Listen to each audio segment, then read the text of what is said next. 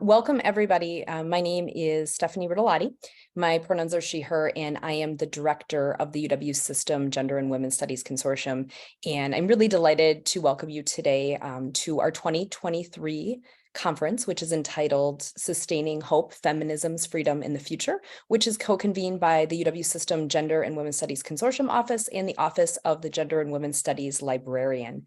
For this session, we will be using CART real-time access captioning, and we have placed a link in the chat that you can use to access that. We will also enable captioning on our screen, and the Zoom-enabled captioning will be directly connected to our captioner. We also have 2 interpreters on the call today from the Miss Burney Disability Resource Center, and we thank them for all of the support that they have provided for the conference thus far.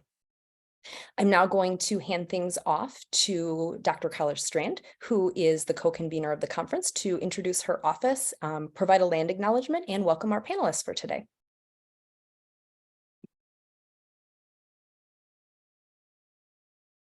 Thank you, Dr. Riddlelotti.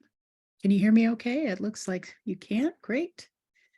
My name is Carla Strand. I am the Gender and Women's Studies Librarian for the University of Wisconsin System. I'm also a freelance writer with regular columns in Ms. Magazine. I'm a queer white settler woman with long brown hair and glasses. I'm coming to you today in my Cite Black Women t-shirt, my purple t-shirt that I love. And I'm at my home office, which occupies stolen Potawatomi land. We wanted to take a moment this morning to honor the Indigenous peoples who care for the land on which we're located, and we ask you to do the same. We're grateful for the Indigenous and allied labor that went into creating UW-Madison's particular land acknowledgement. And we also understand, though, that institutional land acknowledgements like these are limited and deeply inadequate responses to the erasure, violence, and legacy of trauma brought on by settler colonialism.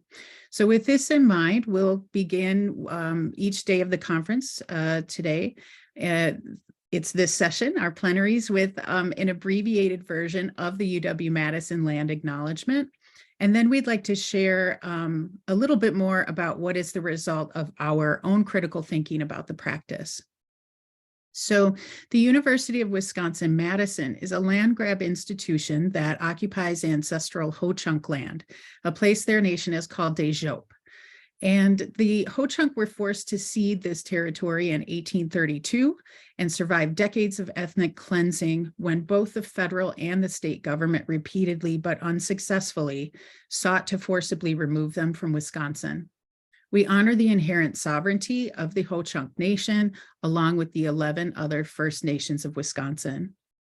As white settlers, we acknowledge the violence, dispossession, removal, erasure, and genocide that led to the colonization of this land, the attempted destruction of communities and lifeways, as well as the enslavement of millions upon whose forced labor this country was built.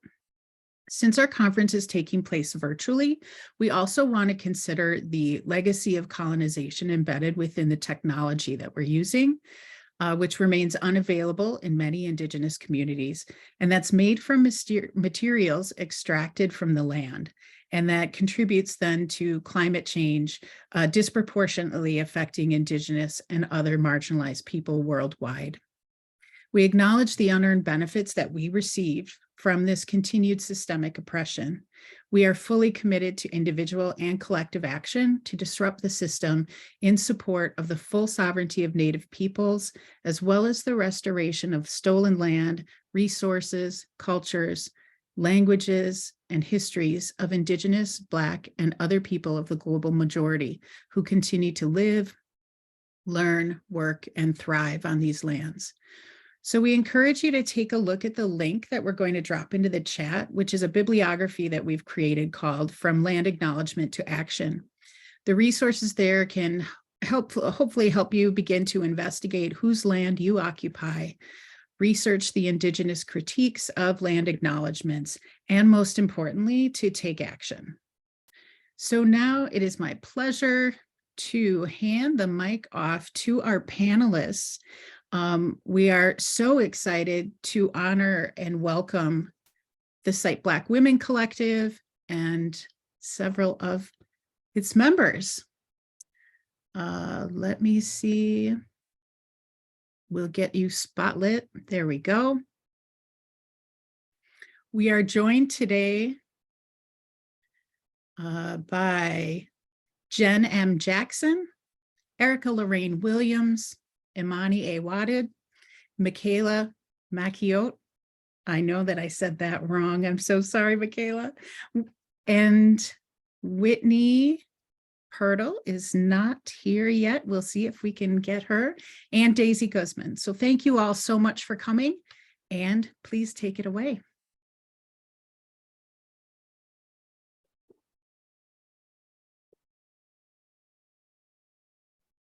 Okay, welcome everyone. Good afternoon. We're really excited to be here.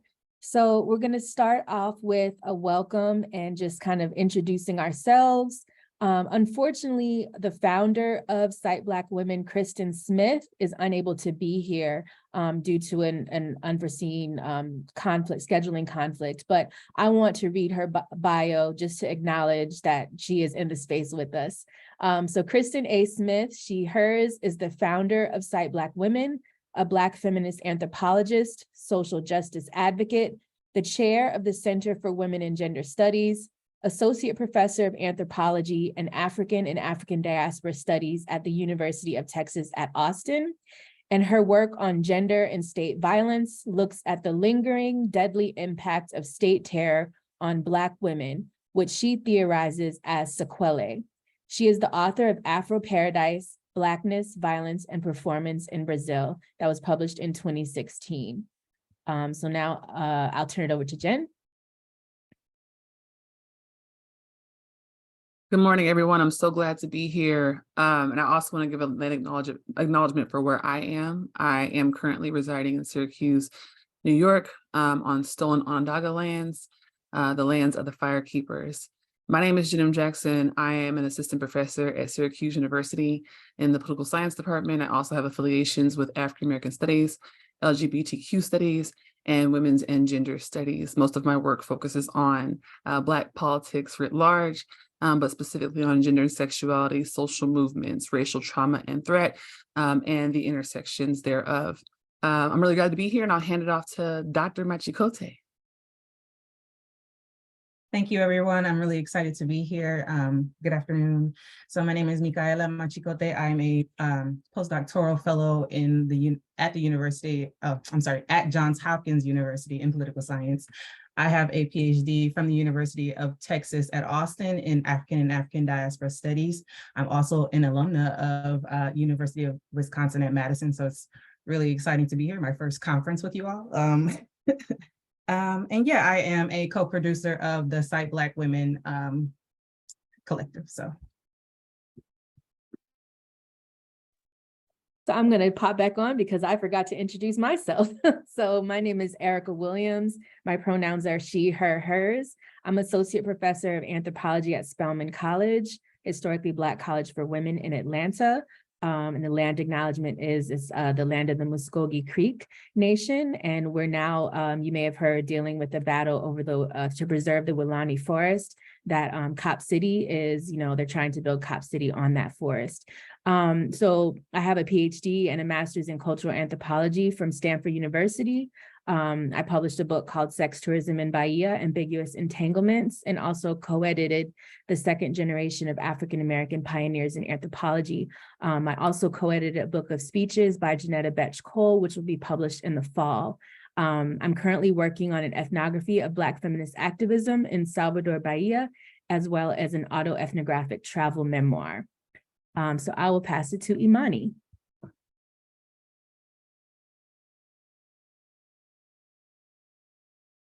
Hi, everyone. I'm also so happy to be here, excited for the pending conversation. I also wanted to do a land acknowledgement. I'm in Lawrence, Kansas, the traditional homeland of the Kansa, Kaw peoples, Shawnee peoples, and Osage peoples, from whom the federal government took the land in 1825. I am a late-stage PhD student in the Department of American Studies. Lawrence hosts the University of Kansas, but is also home to Haskell University, an intertribal university committed to the advancement of sovereignty, self-determination, and the inherent rights of tribes. With the support of a Chancellor Doctoral Fellowship, my work focuses primarily on the 20th century into our contemporary moment. I'm working at the intersection of visual culture, improvisation, and performance studies, also as well critical ethnic studies and decolonial feminisms. My research incorporates community engaged research, scholar practitioner research that centers transnational Black diasporic modes of artistic expression. I have a background in social activism and in performance-based social practices. And I often center the creative theoretical in my work, which basically centers creative practices that can funnel or ignite social change. Glad to be here.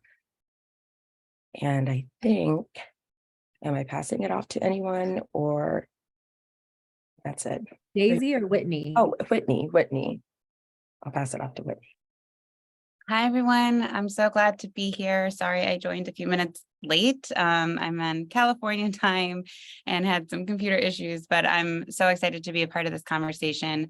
My name is Whitney Pirtle. I use she, her pronouns, and I am associate professor at the University of California, Merced. I'm also affiliated with the Critical Race and Ethnic Studies and the Public Health departments here, and I run the Sociology of Health and Equity Health and Equity lab, my SHE lab. At the University of California, Merced, we are on the Miwok and Yukot lands, so I want to acknowledge that as well. As a sociologist, I'm really just interested in why race and racism matter for our lives, and that shapes my work in a lot of different ways. I co-edited Black Feminist Sociology with Sakia Luna, which has been such a wonderful project. And we have a website and a blog that is open for contribution. So I can definitely drop the link here if folks are interested. I'm working on a few different projects right now. I've been writing about how pandemic inequities are shaped by race and other structural forms of oppression, and thinking through how the Black radical tradition can teach us a way forward in this moment. I'm also finishing a book on the race and identity and positionality of colored South Africans in post-apartheid South Africa, and excited to work on a new project thinking about the expansiveness of Black identities in the United States. So it sounds like the last person who might be talking now is Daisy, so I will pass it over. Hello, everyone. Happy to be here. Hope you can all hear me. I am Daisy Guzman. I am a PhD candidate at the University of Texas at Austin. I am in the Department of African and African Diasporas, working on Garifuna women and their transnational migration from Guatemala to New York City, talking about the ancestral co-present, performativity, and the way we make territory again in our new settlement, and in our new settlements being the South Bronx. So thank you everyone for being here and for joining us during this roundtable.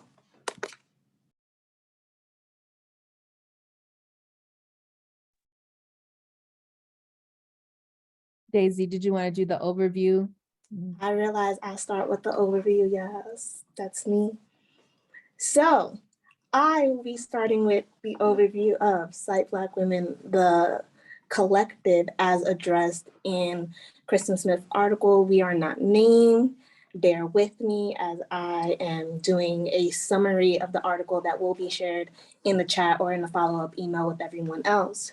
So Cite Black Women really addresses how Black women are not cited in our respective fields at the rate that is consistent with our absolute representation in said field. In the collective and beyond, we address that citational politics are the rule, practice, and beliefs and principles by which we determine how we publicly map the genealogy of our thoughts and inspiration. In the article We Are Not Named, Kristen Smith and Dominique Garrett Scott examine the significance of the patterns of citation. And in thinking of these citations, really addressing the 2018 survey of members of the AAA, we see that out of 82 citations of Black women that are analyzed, 47 were citations by Black authors. Black authors only wrote 3 of the total 61 articles that were examined, constituting 295 out of 5,445 citations. This is to say, Black authors constitute 5% of the articles analyzed that were responsible for 57% of the citations of Black women. So in this concept, Black women make up less than 2% of the citational practices in these fields, exactly making 1.48% of the total citations samples from major journals in anthropology. So in this roundtable, we're going to get into why we are here for Cite Black Women. Why are we even saying hashtag Cite Black Women? So thank you for being here. Thank you. So now we'll invite Carla Strand to facilitate the questions. Yes, thank you all for being here once again. So there are some questions that have been prepared, so we'll go through those and we'll just have a conversation. I think that would be great. And we will have time at the end as well for some Q&A. Okay, so the first question, and I don't know if you all have any order, but we'll leave it up to you, whoever is moved to answer. So the first question is, what made you decide to engage with the hashtag Cite Black Women movement? Can I jump in? Yeah, please do. Yeah, I want to start, and I also want to look over at Michaela and ask that she chime in here too. I think that when we think about, and Imani as well, when we think about the early days, when Cite Black Women wasn't a hashtag yet, because Kristen was like, I don't want to get on Twitter. Why do I have to use Twitter? We were urging her. We were all just young grad students. It was me, Michaela, Imani, our colleague and comrade, Alicia, who were seeing the work that Kristen was doing on the ground. When she would do her work, and when she was actually in the field, that's where she started a lot of this work. She was taking her intellectual work and putting it right into the communities that she was working alongside in community. And so a lot of her ethics around being cited came up as she was working. She didn't have time to really conceptualize of the institutionalizing or a structure around it. And it was us young folk, I'm not young anymore, but back then when I was young, who were thinking about how we could move the work she was doing into a digital and social media space. So I came on, I think around 2016 or so, but I think Michaela, Imani, and Alicia had already been around. So y'all go ahead and chime in. I'll jump in. Dr. Smith is I'll say she is, but she is also my dissertation advisor. And so her politics around citation, were she really instilled those in me while working with me. She was always like, I remember we had a conversation when I was working with her, and we were talking about like how I hate citing these dead white men. And she was like, she really said something akin to like, I did that work so you don't have to go through that. It was like a whole line, like, I did that so that you can cite Black women who are also, we've always been doing this work, we've been overlooked. And then this is what my contribution is for you to be able to, come outside of that to acknowledge that Black women are, prolific in every aspect, in every field. We just don't get cited, right? So she was just really, really pushing that, you need to cite Black women, you need to cite Black women. And so that just became something that was part of my own politics and ethics. And then, we always have these, background conversations that folks aren't privy to because they're not part of the collective, or they don't work with her personally. And so I understood why there was also this push from her personally to put Cite Black Women out there, and the fact that, folks really do appropriate Black women's work, folks really do appropriate Black women's labor. And I would also say as a student, our work and our labor gets appropriated, stolen, exploited, and all of that so much, and because of hierarchy, you know, we don't even have that voice. We're not able to stand up for ourselves or advocate for ourselves in a way that people will listen. And so it does take someone who is who has more influence and platform to do that work. And so Kristen was just in like one of the best positions to do that, because she is known for, you know, bringing the work of scholars from the global South, you know, to the global North, you know, acknowledging that there are folks doing this work, that, you know, we have this global North centered perspective. And so just watching her and working with her, that's where I come into this, right? Like she's my mentor, she's my advisor, but it was just really seeing the way that she is really about that life that inspired me. So. Imani, can we also talk about those garbage bags full of t-shirts we was all carrying around the conferences, or? Oh my goodness. Yes, in those early days, 2018, I remember it was the joint conference of ASA and WSA in Atlanta, and we were pushing t-shirts at conferences. And at the time, the t-shirts were used as a funding project for school children in Brazil. And you know, we were ready to mobilize. And speaking of ready, my entry into Cite Black Women, I say that I was so ready for it because of the silence of the contribution of Black women in critical theory. And I did my MA at the University of Regensburg in Germany, and it was, you know, a really interesting experience. It was in European American studies, but the perspective of what even American was, what it was constituted, left out brown and Black people, a certain type of decolonial politics.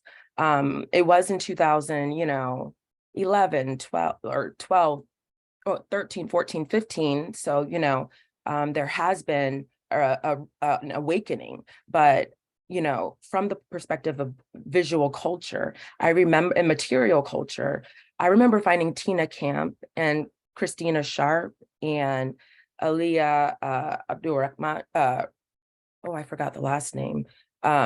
But I remember finding them and then finding Kristen through scholarship first. And it was originally when I went to a cross-hemispheric institute where I was looking to decenter English as the primary language that I drew from, to think about Portuguese, to think about Spanish as a way to decenter the way that North American, you know, Western intervention and scholarly practice was the dominant way that we understood our place in the university. So Kristen invited me to join a movement that centered the most marginalized among us, the most marginalized genders, the most and darkest among us, those who magnetize bullets, right? So that was completely compelling to me. And also, I was looking to do the type of work that drew from an embodied practice of knowing that stretched beyond the academy. And Kristen and others like her, whether I personally knew them or saw them doing that work, those were Black women who were the models and showed me there was a way when others were closing doors and telling me that that didn't fit in to the general and traditional practice. You know, I was like, I want to make zine chapters for my dissertation chapter. I want people to have full access in ways that invite disruption, that invite, you know, contestation, because that's where we grow. So practices of healing were also offered to this collective, a practice of belonging in digital spaces and in analog spaces. And that's what I was really missing in my university experience. I would just add that I also was there in the early days of the t-shirts, you know, the t-shirts at the conferences for us. You know, Kristen and I both went to Stanford. She was a few years ahead of me. And so we were at the American Anthropological Association meetings with the t-shirts, and they were selling like hot cakes, but it was really important, you know, the message that she was trying to get out, and the fact that the funds from the t-shirts were being used to help, as you said, Brazilian school children, the Winnie Mandela School. But also one thing I appreciated about Cite Black Women, the movement, I was the kind of latecomer to Twitter. And when I say late, that was like 2012, but relatively that's late compared to other people.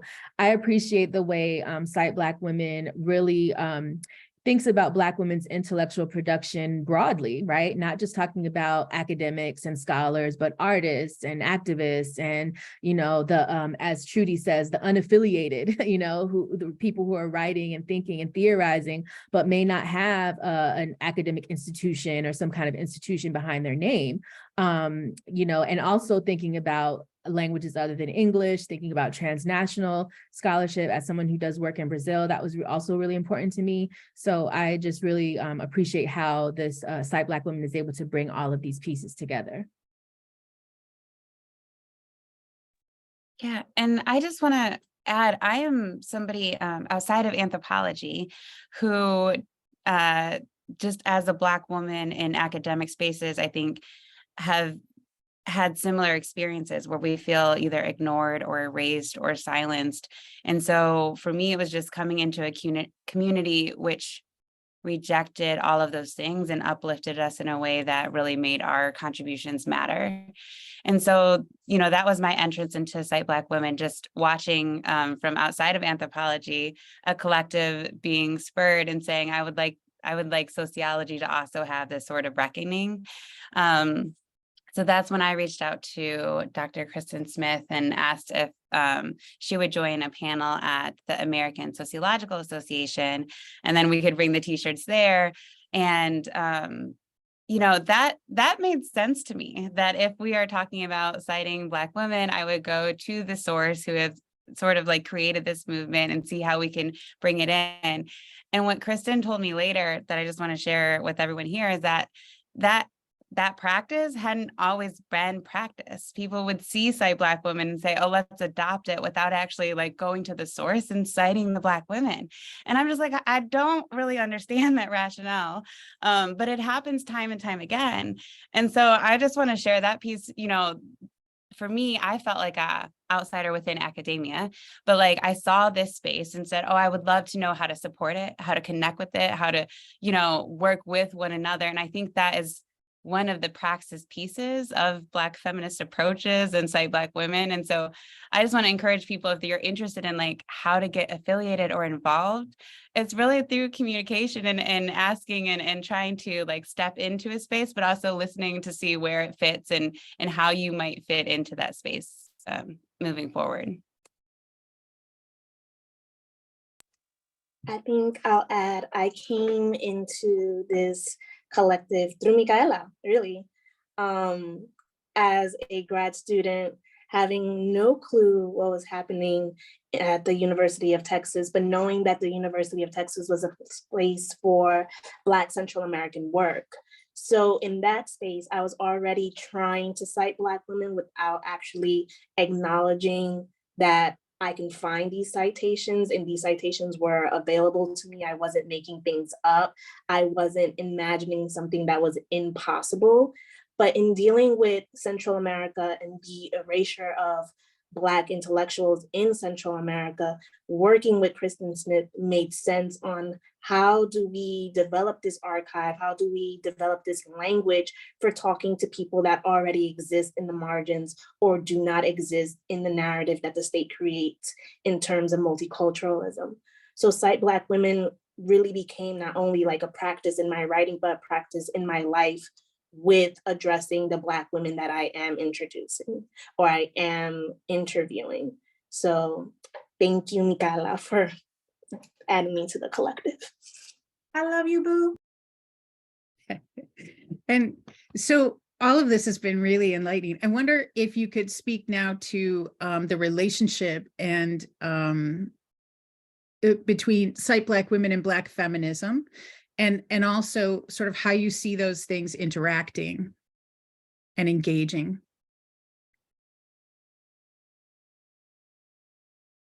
I'll chime in. I don't want to keep chiming in first, but awkward silences make me uncomfortable. I think it's really critical to always root this in the work of our elders and ancestors, right? If any of us have engaged, which all of us in this room I know have, with especially like Carby's work, Higginbotham, Patricia Hill Collins, and even back to Anna Julia Cooper, right? There's always been this ethic around calling back to our ancestors and our elders, and Black feminists others who preceded us. I mean, I'm deeply embedded in the works of Bell Hooks and Audre Lorde. That's kind of my Black feminist center. And when they talk about the works of Black women's scholarship, that it's almost always part and parcel with the erasure and the lack of an archive, right? And so a lot of the work that we're not a lack of an archive. Let me rephrase that. The intentionality of a dominant narrative to emerge, which creates an archive that says that we can only enter that archive through pain, anguish, trauma, and some white supremacist lens. Let me give some clarity. And so what I think when we think about Cite Black women, sometimes people see this as somehow secondary to the work of Black feminist scholarship and Black feminist organizing, and it's just not, right? I was talking to a student today who's thinking about her dissertation and the connections between Black feminist pedagogy in the classroom and our connection to the land, right? And I was trying to explain to her that this is all about pedagogical empathy. It's all about academic empathy. It's all about an ancestral empathy. We have to cite Black women because for so long, part of the struggle in becoming a scholar, in doing this work and writing the books and being believed was even having people sit and listen to our voices.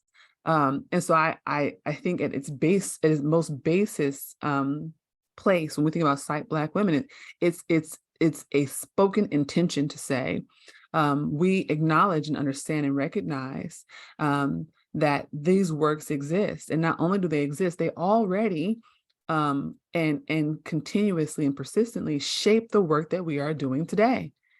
All that has happened is a failure to acknowledge it. So those things are deeply embedded. Yeah, and I would just add that, and I'm kind of jumping ahead to a later question about how we kind of came to Black feminism in our different disciplines. So although I did not attend Spelman College as an undergrad, I did do a domestic exchange for one semester. And I had the wonderful opportunity to take feminist theory with Beverly Guy Sheftall. So that was my first introduction to feminism. And it was clearly Black feminism, right? It was going straight into Black feminism. So I never had this, like some people would think that feminism is for white women and Black women, all of that. No, like we read Words of Fire. We were introduced to, Black women from the 1800s, 1900s who were articulating feminist thought, right? So it was never, I never saw it as this foreign thing. And so given that that was my introduction to feminism in general, I think I always had a sense of like this, that's important, as Jen said, that we must honor these legacies and the women who've come before, the people who've come before, who've articulated, things that we're still dealing with and trying to articulate today.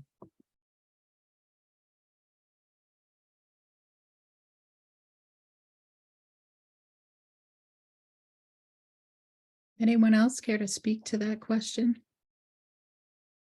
I can say something. I'm not sure if I'm going towards the disciplinary field or the other question, but I was just thinking about my introduction to Black feminism. And it's funny because I was always introduced through my mother, but never recognized a name, right? So it was always Black feminism, Black womanism, like in conversation with the way that I formed myself and saw myself in the world.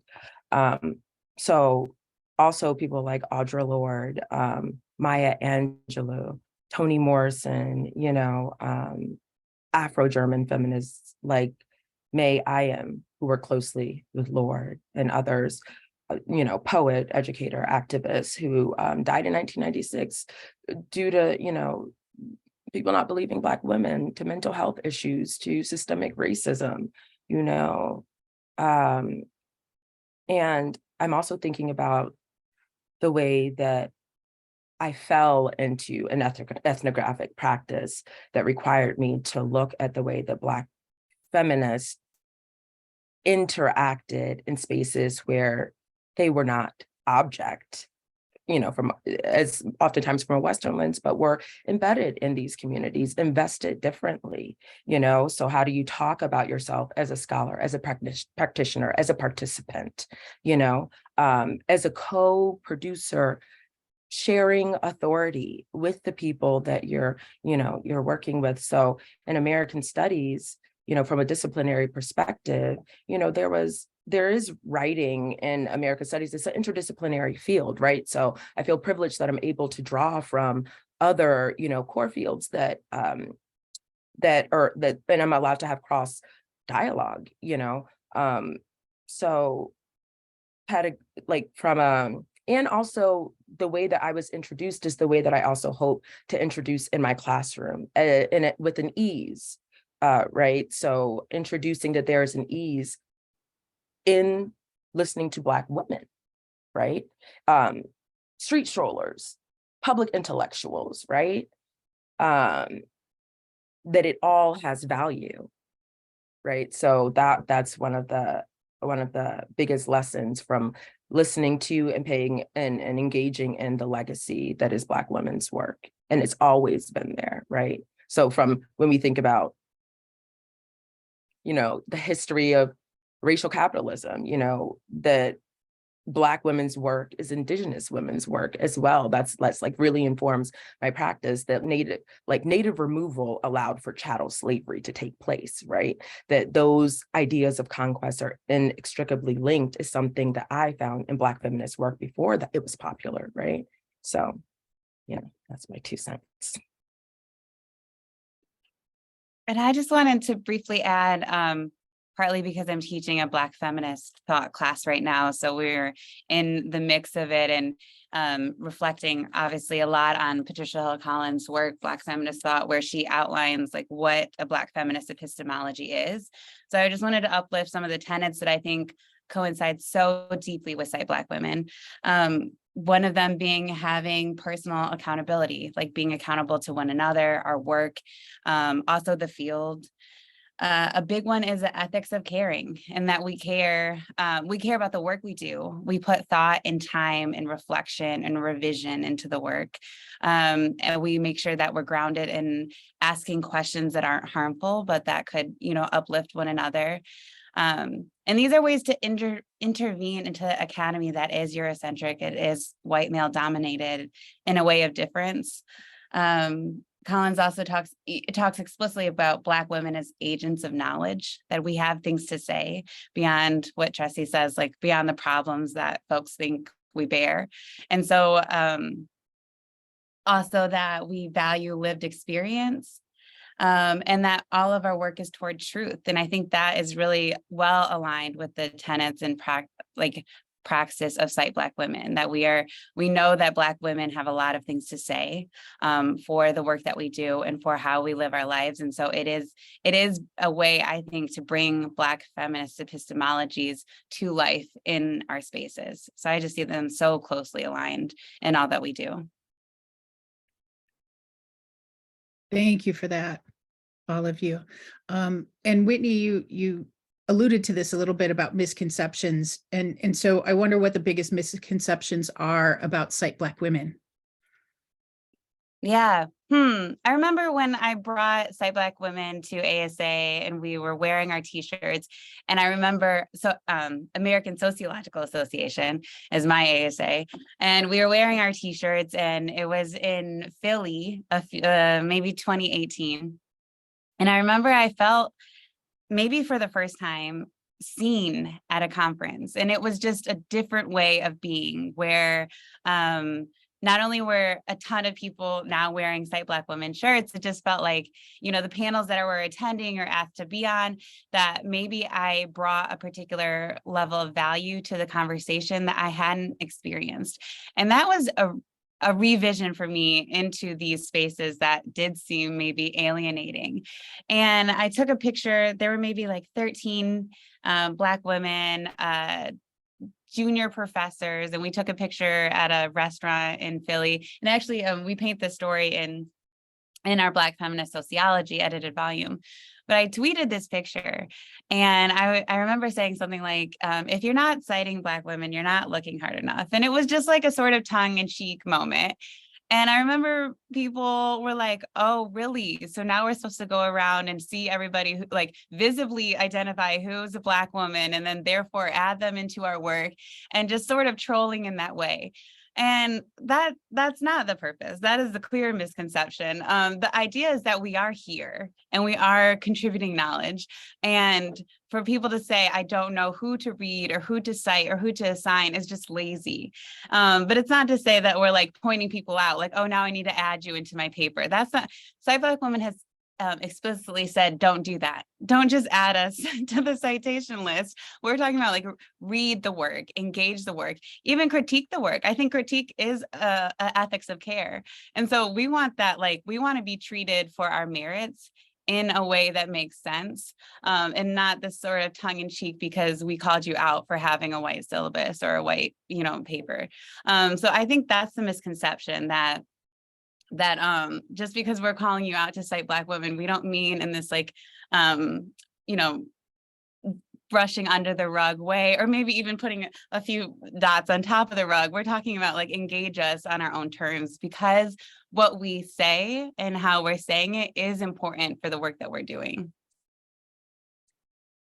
I would just add really quickly, also, sometimes people think that all we do is social media and that's, the extent of the project, and that's not, and also I remember seeing in the past on Twitter, people kind of tweeting Cite Black Women, asking for bibliographies, asking for, who should we cite? I'm doing this research on XYZ, who should I look into? And it's like, we're not like, we're whole academics and professionals and, parents and all of these other things. Like we're not going to do that extra labor for people, but we're kind of putting out the call that it's important that everyone take this on, right? That you need to do as scholars, it's incumbent upon, people to do this labor, but it's not our job to provide that labor for people. And as someone that works with the social media, I have seen the call for the citation request or for a database request. Although I think the database is an amazing idea that should exist, it does not belong to us and we do not have it, nor do we have it for multiple disciplines. For what has happened or mere coincidence, a lot of our disciplines are in Black studies and in anthropology. So do we have a list of citations for anthropology and Black studies? Yes, but at the end of the day, it is our intellectual labor, it is our syllabi. So when we say cite Black women, is really look into your discipline and see the Black women that are in your discipline and cite them, because Google is your friend, Google Scholar is your friend. We have Instagram, we have Twitter. There is social media dedicated to various disciplines, such as sociology, history, anthropology. There's even syllabi dedicated to TV shows now, such as Lovecraft, or even, P-Valley, that has citations that center Black women, that center Black work. And if you do your due diligence and look into the creative work that Black women are doing and the intellectual work that's happening on the social media and follow the thread, you will find the citation that you're looking for if you're really looking for it.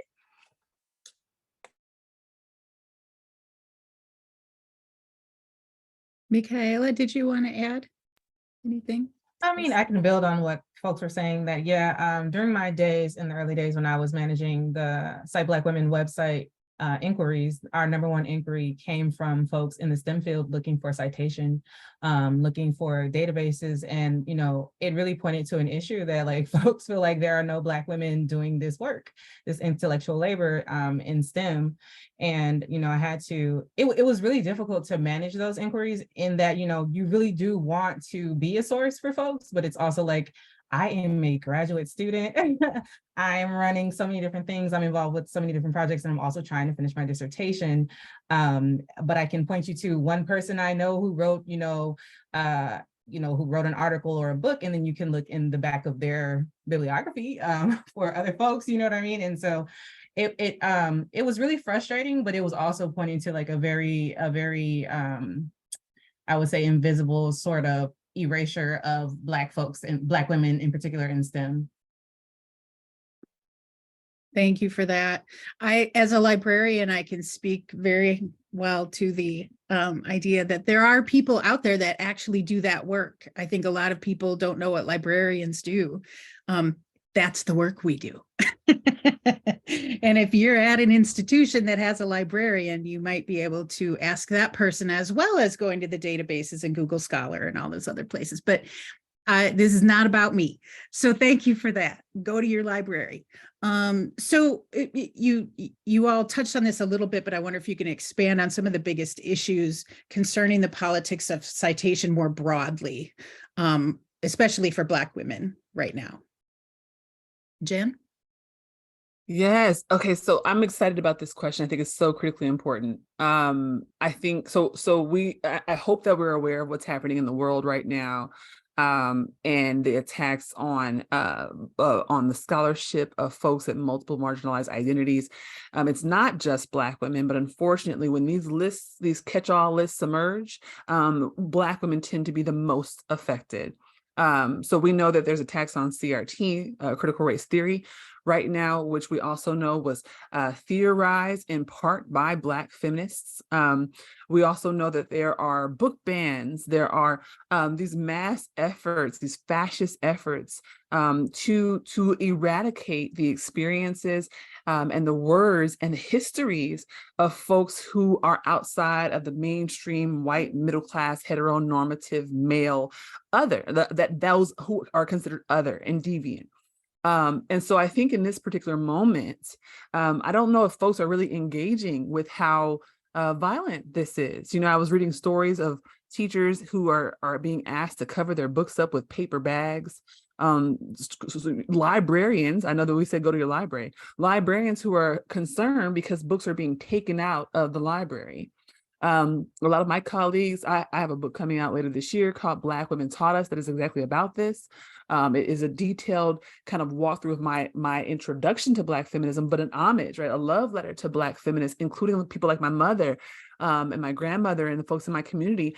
And a book like that, I don't know where it will be banned from, right? Because I'm a Black, queer, androgynous person of trans experience, right? And so it's a political moment, a social moment where we have to understand that citational ethics, citational politics have real consequences and implications for us. They have consequences for our children, for young people who are in schools, elementary schools right now, and they have implications for folks on campuses where they are being attacked for teaching their students about Black history, about Black politics, about queer politics, and the experiences of ethnic minorities. So I want one last thing. Y'all know I feel fired up about this. One last thing I think is really important, because the lenses through which folks observe us are not critical lenses, they're lazy lenses. So when folks say critical race theory, they put everyone in there. They put all the queers in there. They put all the disabled folks in there. They put all the immigrant folks in there. They put all the Black folk in there, right? And so when we see these attacks and these bans and we think it just affects this one group, it doesn't. It doesn't, right? All of our stories are being erased.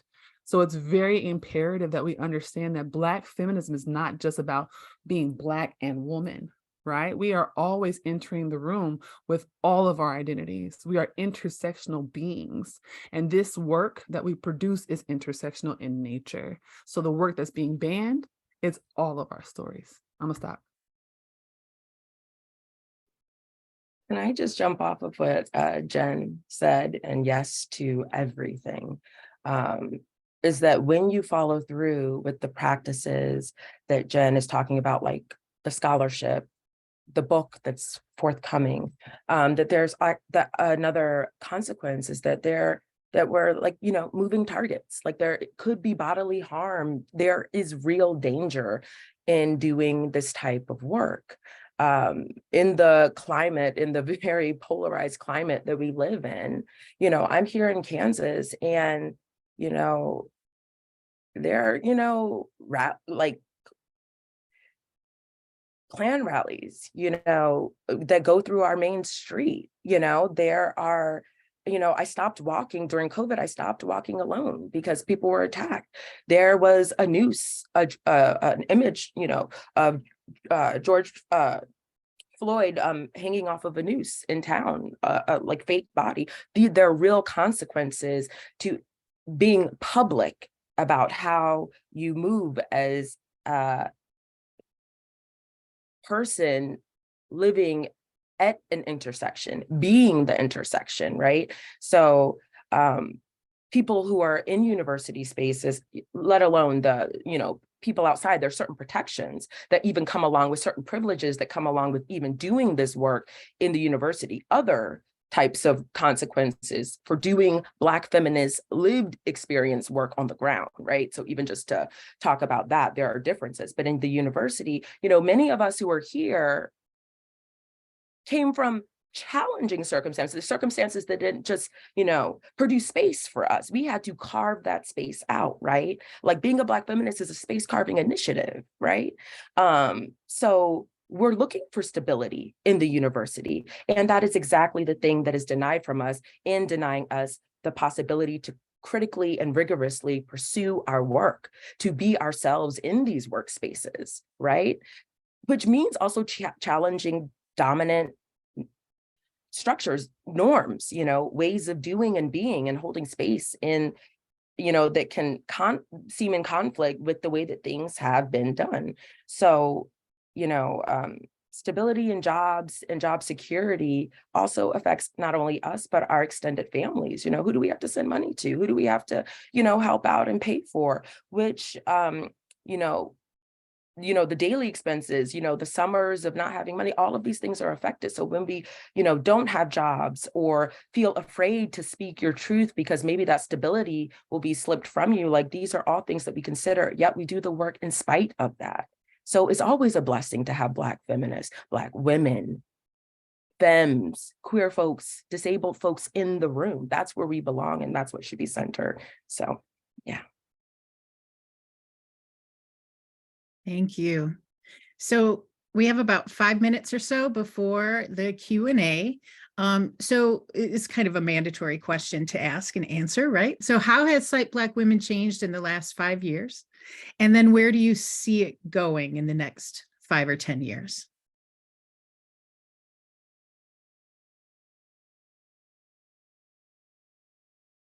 I can chime in really quickly.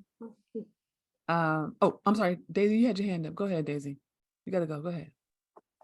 As one of the newer members of the collective, I've seen how people have used Cite Black Women on social media, not only providing like context for what they're citing, but how they're citing it is not just academic work, but is Black women's creative work in fashion, Black women's creative work in media, Black women's creative work in television, what we are consuming in our TVs, our music, our style, is everything to cite Black women, and also the youth on TikTok citing the Black women that are creating these choreographies and these famous TikTok dances.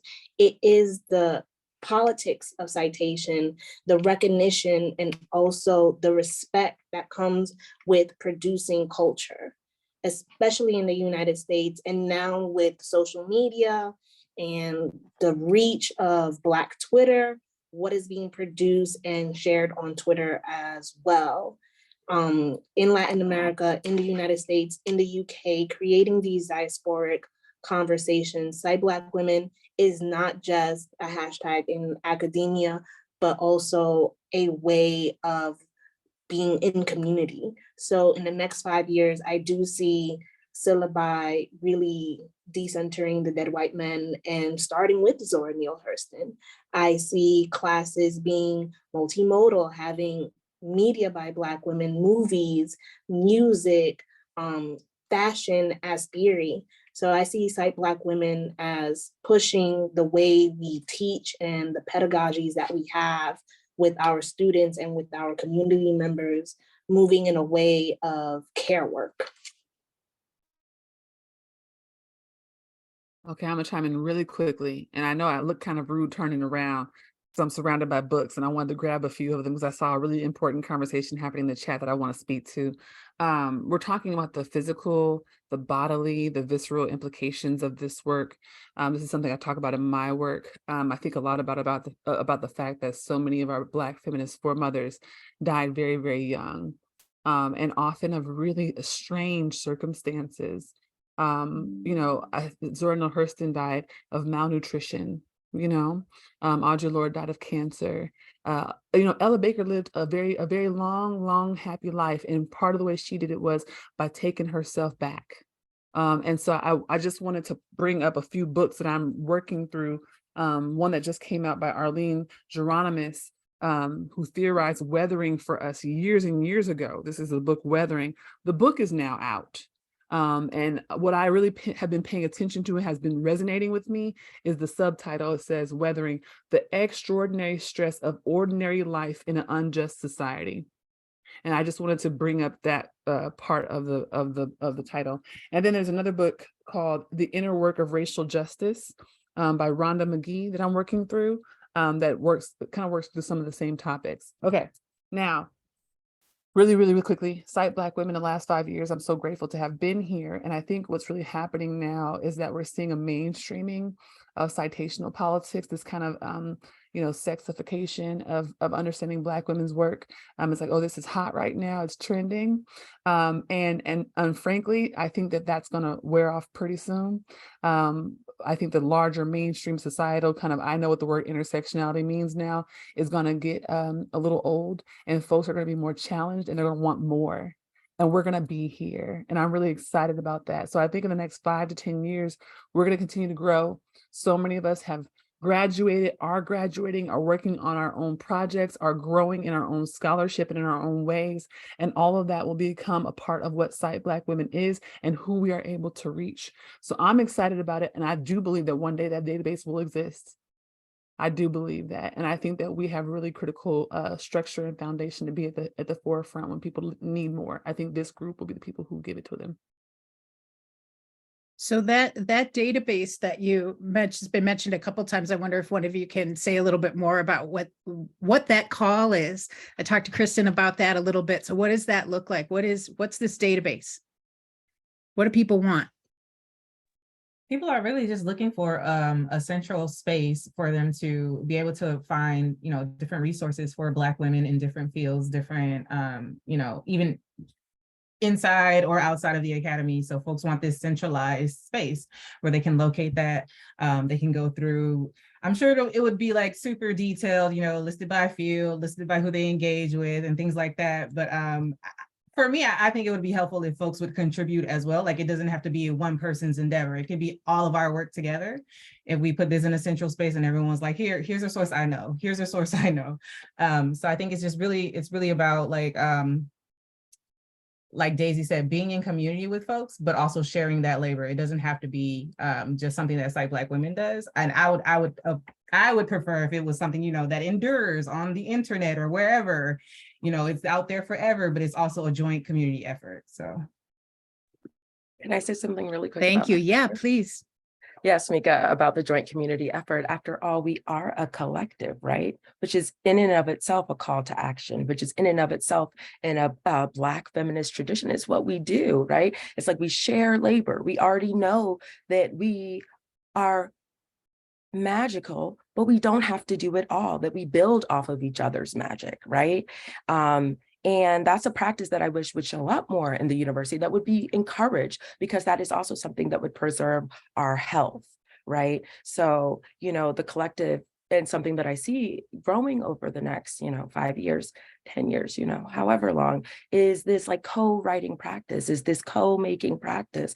I know that Michaela Alicia Mancari, who is also a member of the collective, we've been writing together since the jump, right? So like Alicia and I met in Tepoztlán when I met Kristen Smith. I met Mika shortly thereafter, and we were like, let's co-write. Let's talk about a politics of citation. Let's talk about methodologies in the wake of where we were and to where we are now, right?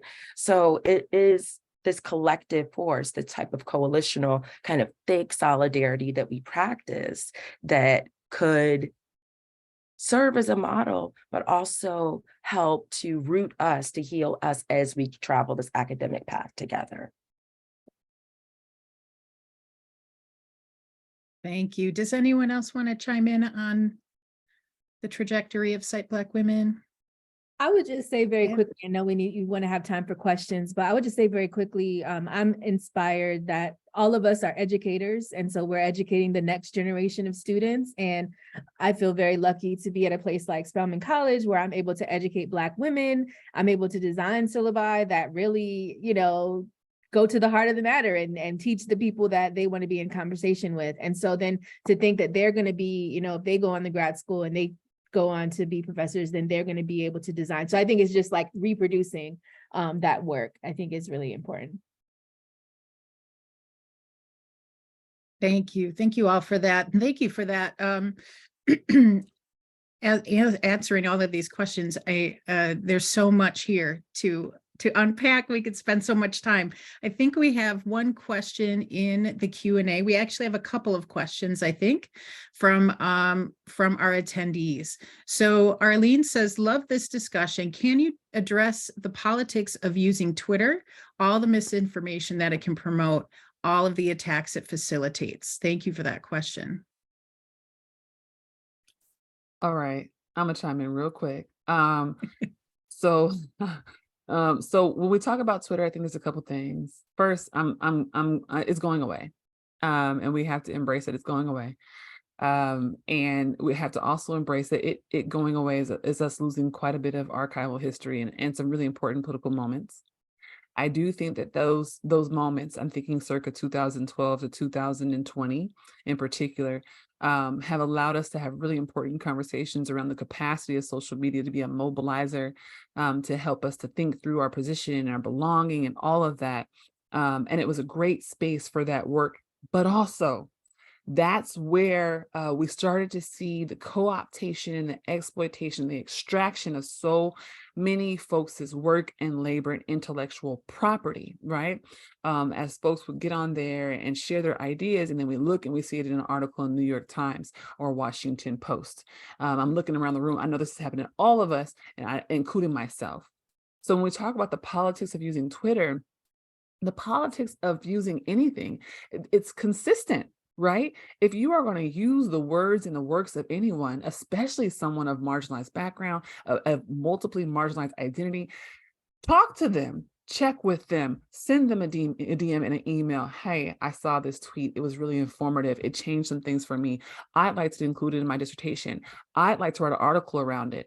Are you okay with me sharing it? And what are the parameters within which you feel safe and comfortable for me using your words and your work? That is how this should go. And unfortunately, in this world where folks are so interested in having the earliest take, the fastest analysis, the most interesting, ideas, they are willing to step on the intellectual endeavors of other people, and specifically people who they think they will not be in trouble for stepping on. And that almost always is Black, queer, women, trans folks, immigrant folks, disabled folks, and folks of marginalized identities. So the politics here are not that complicated. You need to have an ethics of care, and you need to have integrity. Do good work. That's it. And I would like to chime in that I think that in any space where you are able to publicly curate yourself and folks can publicly engage with you, especially in real time, you will always be susceptible to attack, right? Like I've been attacked multiple times. Folks have literally tried to attack me by going to my university and saying, oh, she has these thoughts. And I'm like, okay. And so I think that, you will always run the risk of that, even if you're not publicly in a space like Twitter, just writing your work in public blogs and things like that, folks will always have comments. And so I feel like as folks who are of, marginalized identities, we're always making ourselves vulnerable in any way, no matter how we share our work, no matter how we speak to whoever we speak to, we are making ourselves vulnerable. So we're always susceptible to attack. And me, I'm like, I'm never one to run from anything. Like that will never stop me from being on this journey, from sharing the knowledge that I have built up or engaging with folks, because for me, it's been really important, and especially as an Afro-Puerto Rican, to be able to talk to folks from different communities, from different countries, to share knowledge, to share technologies of survival within these spaces. And spaces like Twitter or Facebook or Instagram have always been extremely important for me in order to speak to those communities, to find community, or to even just like talk to my collaborators or co-conspirators, however you want to name them, my interlocutors.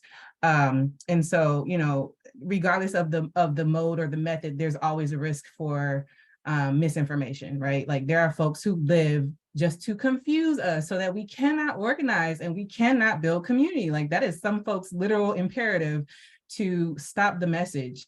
And so I feel like, like there's all kinds of critiques we can level at social media, but it has been an important tool in technology of survival for certain communities.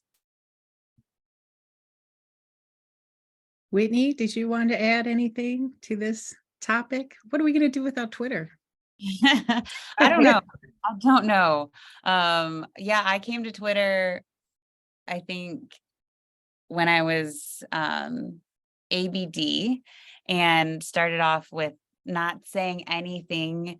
I think my tagline was a riff off Biggie, like, I'm not a tweeter, but I retweet a lot. That was my whole thing.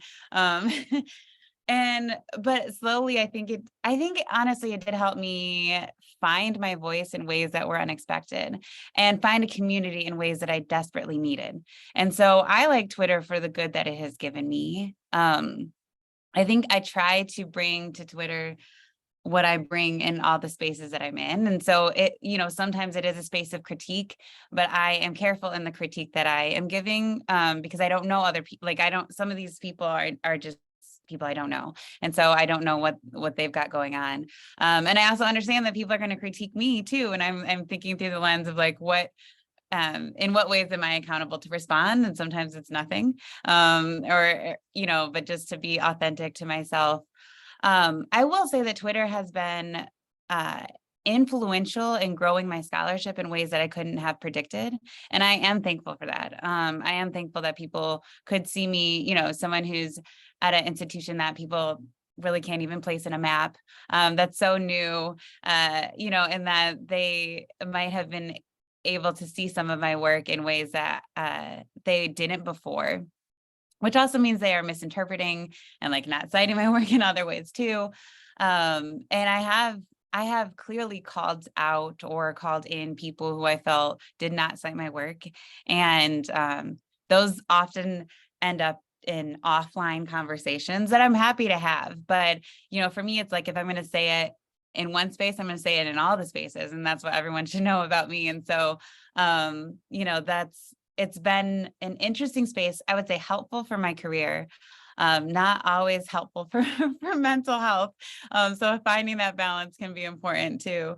I don't know what will go on. I'm not really interested in joining the academic spaces that people have created, because that's not what Twitter was only for me. Like Twitter is also about Black Twitter and like, tweeting about current events or Beyonce or whatever I want to as a multidimensional person, as we all are. And so it's been interesting, but I do think in terms of Cite Black Women, I would, follow the hashtag, have kept up with it. And I think it has grown a community in ways that it's hard to replicate through other spaces. So I'm interested to see what will happen. I hate what has happened so far to Twitter. So, I mean, we are making spaces all the time. So we'll see, I think, what will happen next. Can I just say one little thing? I was so curious about just the way, thank you, Whitney, for your answer. And I just wanted to say that, like, seeing you on Twitter and just like being a full person, being there with family, talking about things, showing your joy, but also being completely honest about challenging dominant views on site, not only on citation, but in the way that you move through disciplines, in the way that you show that they're all, that what you do is intricate and complex, and kind of, it was like an invitation or model, like how you can move as kind of, with, I don't know, like, honesty and kind of confidence through a space. And even if you weren't feeling it all the time, it was so projected and it brought joy to me. And it's like, oh, academic spaces, something like that. I could totally work with that. When you feel like I don't even want to be here anymore, there were always people like you that were showing us, show up as yourself, show up as your best self, and like,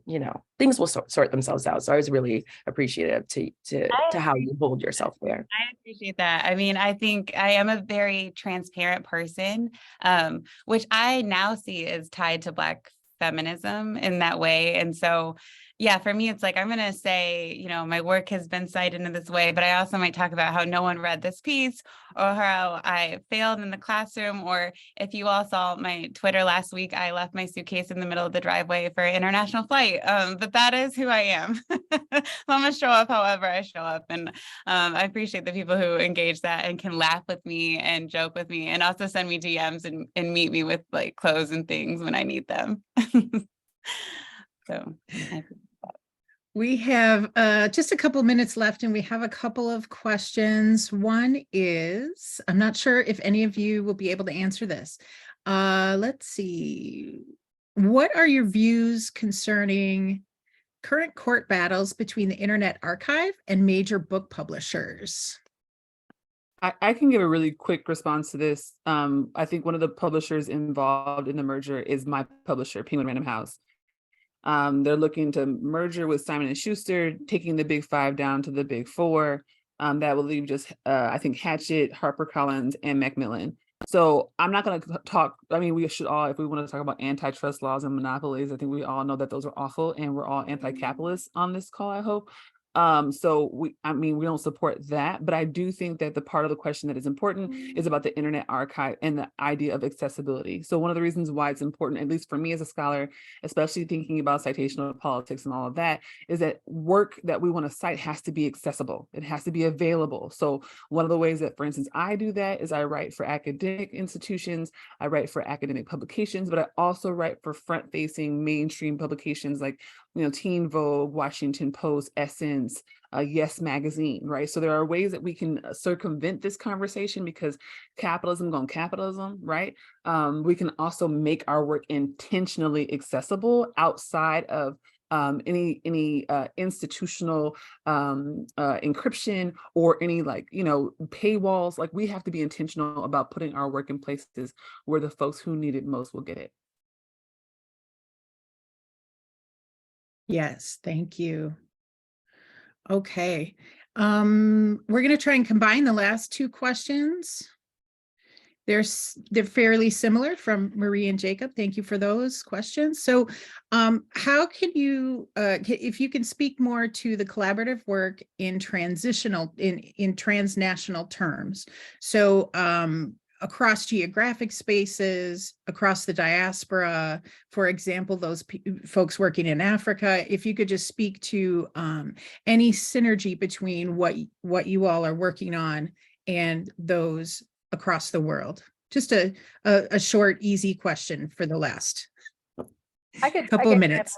I could chime in really quickly. So as someone who does work in Brazil, it's always been really important to me to cite scholars from Brazil, in particular Black women scholars. And I know Kristen has also done a lot of that, talking about Beatriz Nascimento, a Black Brazilian feminist who really theorized quilombos and theorized a lot of important concepts, related to fugitivity, Black movements and different things like that. I've cited and written about Lélia Gonzalez and other Black feminist activists in Brazil. So really trying to bring those, bring scholars and theorists who have produced work in other languages and in other countries and contexts into what we write in English, or to kind of be a bridge in a way to, and I think that's one of the things that's a responsibility when you do speak and read other languages, to try to bring those things together. I'm not, I just actually in January went to Senegal for a faculty development seminar. So I'm just starting to kind of engage with scholarship and trying to bring in some of those some texts from from Senegalese authors into my classes and things like that. But that's pretty new. But I think it's just important as anthropologists, as social scientists, like anywhere we go or any topic that we're teaching about, to try to really cite people from those countries and scholars in that field. Well, thank you to this fantastic panel. This was an absolute delight to listen to, and there were so many amazing resources. Your panel sent in advance a series of articles and resources that we're going to share out as part of our post-conference resources. So thank you so much for the discussion and all of the engagement. Thank you to Carla for the facilitation. Thank you to our interpreters and our captioners today and for supporting us throughout the conference. And we also had a team of staff and interns behind the scenes who were helping with chat and technical things. And we did drop the links to the next sessions in the chat. We have 2 more rounds of concurrent sessions today.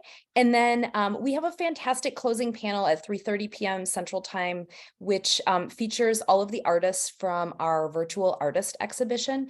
And this is predominantly a group of artists who are working for multiply marginalized and intersectional spaces and really taking their art as a form of social activism and relating it to conference themes that we've been having and threads that were part of this conversation and others throughout. So if you have time, that would be a fantastic panel to attend as well today.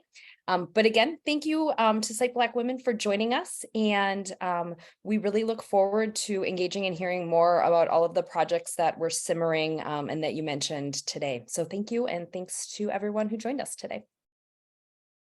Thank you. Thank you all. Thank you all. Thank you so much. Obrigada. Gracias.